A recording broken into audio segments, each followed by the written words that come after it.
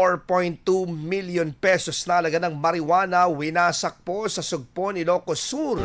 Para sa detalye ng balitang yan, kasama natin Idol Joanna De Vera.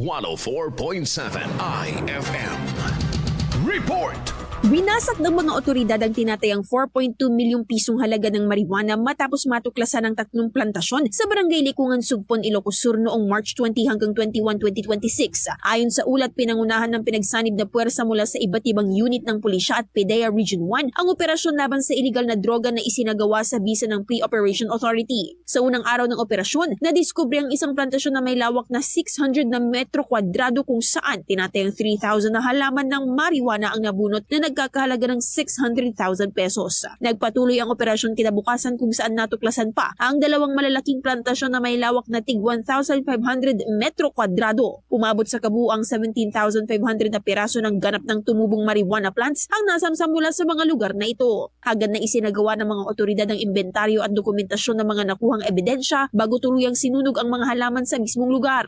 Kumuha rin ng mga sampol ang otoridad para sa karagdagang pagsusuri sa laboratorio. Patuloy naman ang pinaigting na kampanya ng pulisya laban sa iligal na droga, lalo na sa mga liblib at bulubunduking lugar upang masiguro ang kaligtasan at kapayapaan sa rehiyon. Kasama mula dito sa IFM Dagupan, ito si Idol Joanna De Vera, Tatak IFM. IFM News. IFM News. IFM News.